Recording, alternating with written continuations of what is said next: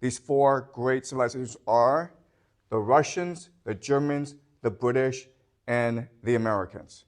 Now, what's interesting about all four civilizations is that they all claim to be the ultimate Christian civilizations that are heirs to Rome.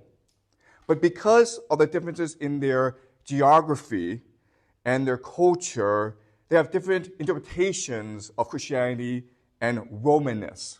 Okay, so let's compare and contrast these four great civilizations.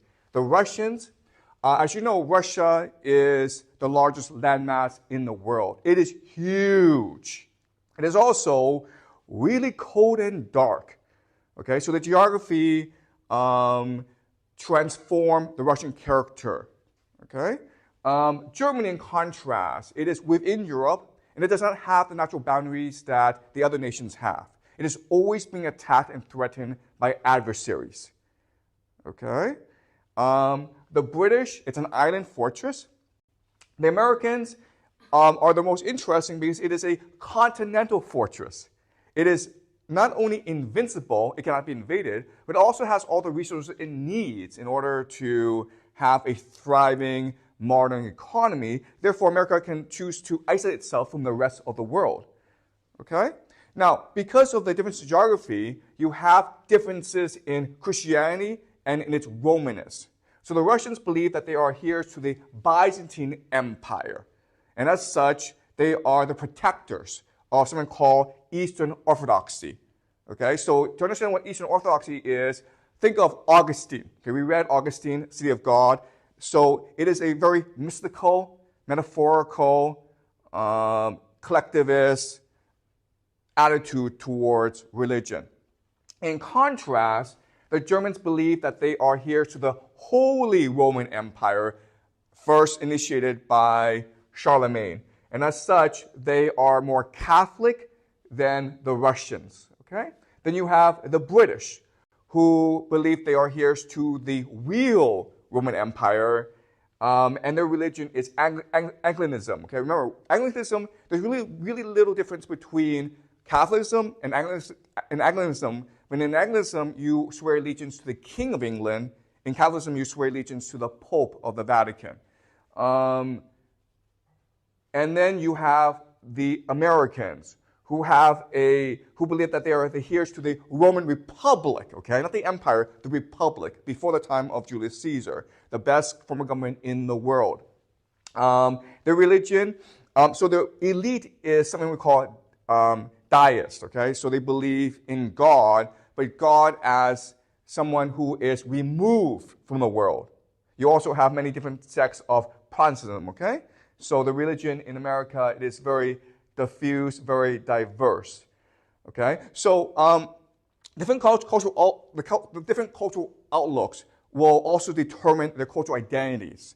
So for example, the Russians, they have, the thing that differentiates the Russians is they have a very dark imagination. So some of the greatest literature, some of the greatest music, philosophy actually comes from Russia.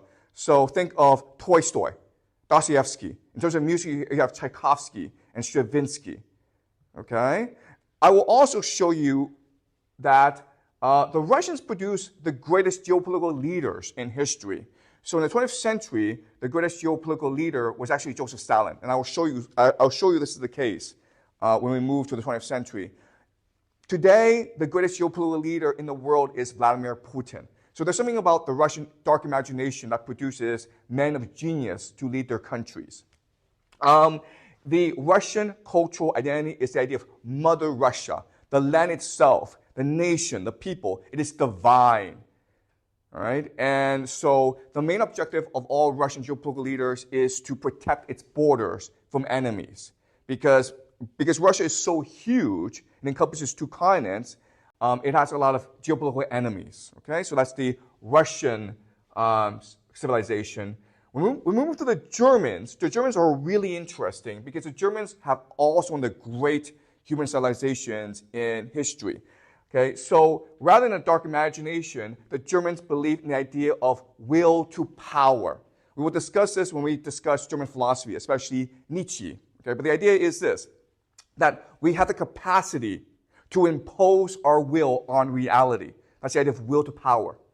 We are not subject to culture. We're not subject to reality. There are great men among us who can impose their will on all of us. Okay, and that's why you have Hitler and the Nazis. Okay, what the Germans believe in is the idea of Lebensraum. Okay, Lebensraum. I know this is a hard word. It's a German word, but it's actually a pretty easy concept. The concept is called living space. So throughout its history, the German people have always been invaded, attacked by its adversaries. So to protect itself, it needs living space. It needs to move out and colonize its surrounding territories, Poland, Russia, Austria, and make it more German so that the German nation can thrive. Okay? Very simple concept. Okay? But this is the concept that drives the German military strategy in World War I and World War II.